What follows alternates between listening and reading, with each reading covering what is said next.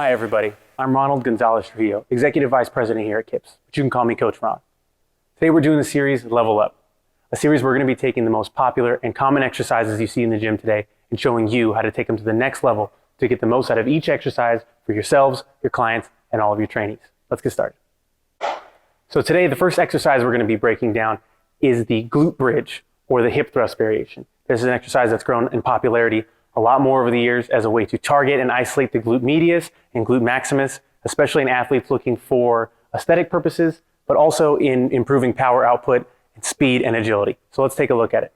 One of the most common issues I tend to see in the gym when people are trying to execute a glute bridge or a hip thrust variation is that they forget that at the end of the day, it is a hinge. So the same way we would instruct a client to never perform a standing hinge like an RDL or a deadlift with movement going on at the lumbar spine, we would also want them to not perform movement at the lumbar spine when in a bridging or thrusting scenario. That's going to look like this. If we're folding over in a hinge, right, we want to maintain spinal integrity throughout, hinging at the hip flexors and the glutes.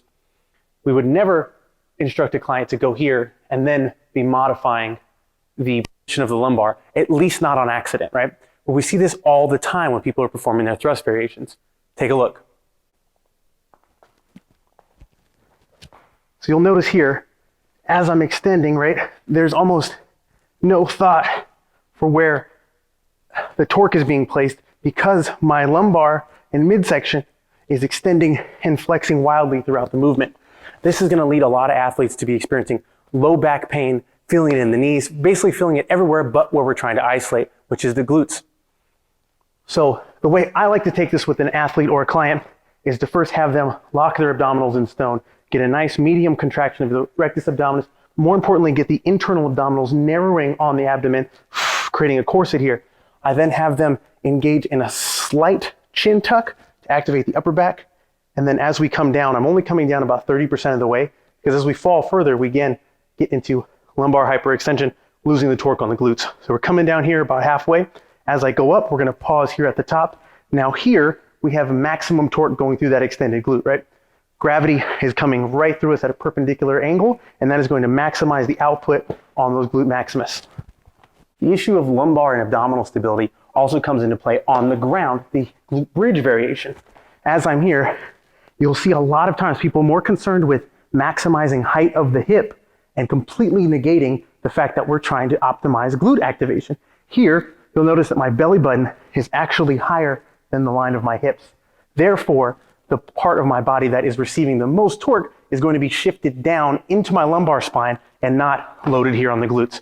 Now, unlike the hip thrust variation, I would go just about all the way down because our range of motion is significantly shortened here. I would still tighten up through here, shifting from the mid-thoracic up to the high thoracic, engaging as hard as I can, forcing those glutes to contract with a slight abduction of the thighs, coming down most of the way, exhale, and come on up. For athletes looking for extra stability, especially in an unloaded variation, I like to have them apply the hands down. Now the hands down does two things. It allows us to improve our stability laterally as we go through the motion, but also mimics more of what we would be going through in a loaded hinge.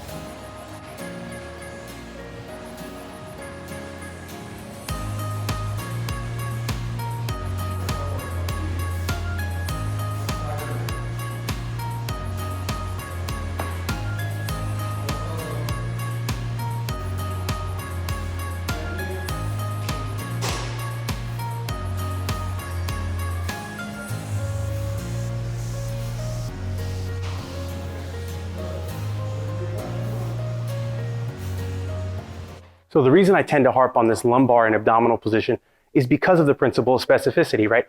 If we're training a hip thrust, our goal is to maximize output at the glutes. So in order to do so, we need to be specific about how we're training. Now, bearing those principles in mind, there's a lot of different variations we can implement with our clients depending on their individual goals, depending on stance width, stance style, stance depth, and loading protocol. We can achieve lots of different goals, lots of different outcomes out of this one exercise. So there you have it, ladies and gentlemen. That is our breakdown of the glute bridge / hip thrust, one of the most popular exercises you'll see on social media or in the gym today. Let us know what type of exercises you want us to look at next by dropping a comment below. Be sure to like the video, subscribe to the channel, and hit the bell icon to be notified of our latest posts. Thank you for watching, and please be sure to check out our social media at KIPS Online on Facebook and Instagram. Thanks.